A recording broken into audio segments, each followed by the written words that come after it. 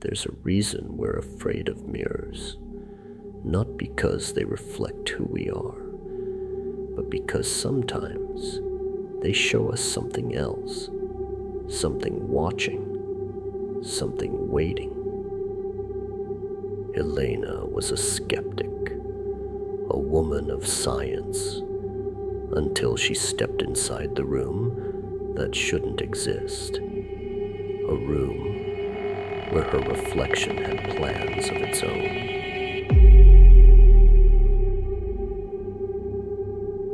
Watch carefully.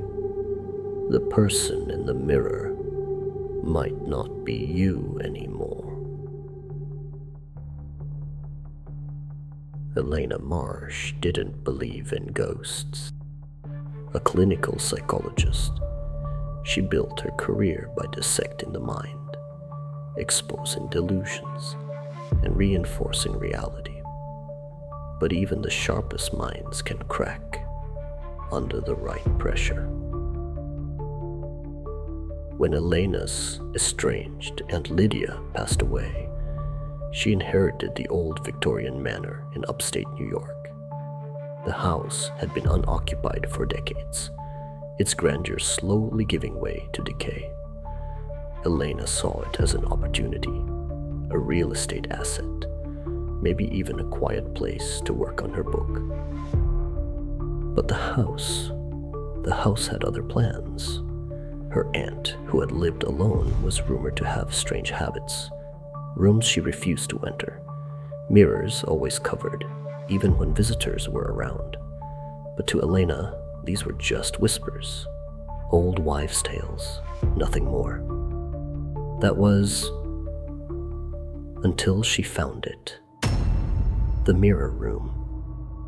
It was hidden behind a thin, warped door on the 3rd floor.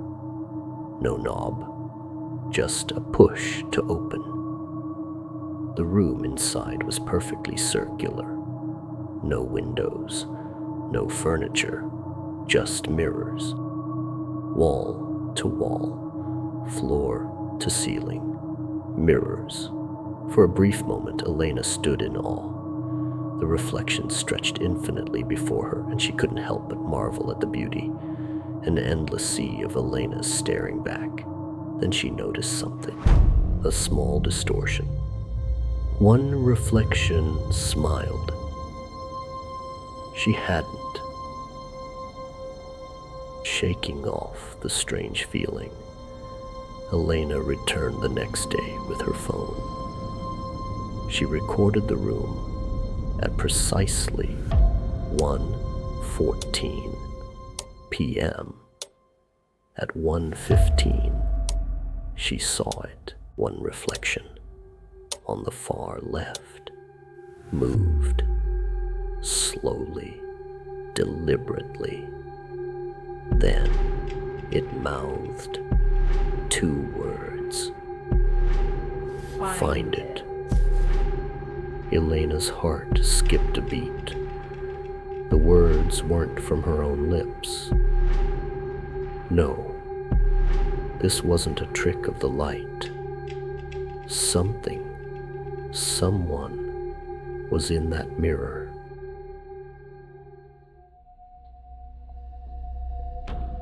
Elena couldn't let it go. She scoured the house, searching for any clue. Behind the main stairwell, she found a hidden panel, inside a velvet pouch. Unfolding it, she found her aunt's journal. The handwriting was legible at first, discussing mirror therapy and self-perception. But then, the entries became disturbing. She watches me sleep. I cover the glass, but she scratches until I look. She knows things I've forgotten. I trapped her in the south mirror. God help me. Elena's fingers trembled as she read. Her aunt had been in this room, but what had she trapped? Elena returned to the mirror room, heart pounding. She crouched in front of the southernmost mirror. The surface of the glass rippled as her fingers touched it. It was as if the mirror itself was alive. The reflection quivered, then winked. Her blood ran cold.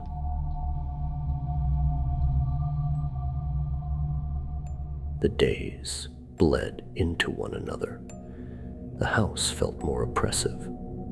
At night, Elena would wake, drenched in sweat, her skin scratched. Not deep, but enough to make her question what was happening. Then, the strange dreams began. In them, her reflection spoke. "You buried me." Elena awoke the next morning with no recollection of the dream, but the scratches were there, fresh on her arms. In the bathroom, fog had settled on the mirror. 2 words had formed in the condensation. "Let me." Elena couldn't ignore it any longer. She returned to the mirror room at 1:14 a.m. The moment her fingers grazed the southernmost mirror, it gave way. She stepped through. The room on the other side was a perfect replica of the mirror room, but something was wrong. The walls were colder. The reflections didn't mimic her movements. They showed her life, her failures, her mistakes, her betrayals, the truths she had buried for so long. And then, in the far corner of the room, she saw her. The woman was her in every way. Her reflection, but wrong. Her smile was too wide, her eyes too still. I'm the version without the mask. The truth buried. Elena recoiled. Her doppelganger's smile twisted, like a predator closing in on its prey. She turned to flee, but the mirrors shifted. They warped, trapping her in the room. The reflections laughed, echoes of her deepest fears. She screamed. Then the world went black. Elena awoke in the same room, same day, same hour. But something had changed. The world outside the room was the same, but she wasn't. Her smile was wider, her laughter louder. Her eyes didn't match. She smiled more. She laughed more. But Maya, her assistant, noticed first. Your smile, it's different. Your eyes, are you okay? But Elena didn't answer. How could she? The woman who had lived in the mirror room was no longer there. The real Elena is still in the mirror room, trapped, screaming silently. She watches her doppelganger live her life, better, freer.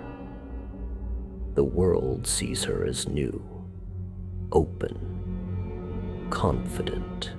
They don't know the truth. They don't know that the one who smiles is no longer her.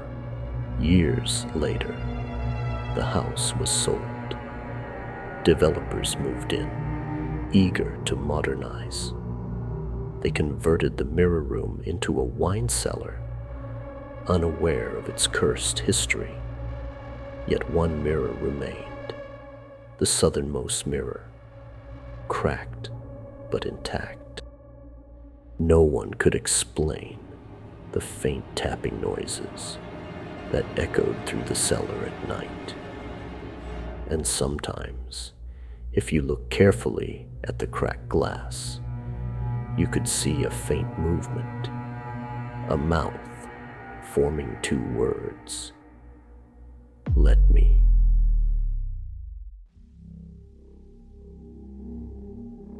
What if the thing in your mirror isn't just copying you, What if it's studying you? Thanks for watching. Like, share, and subscribe. If you dare look too long at your reflection tonight, make sure it blinks when you do.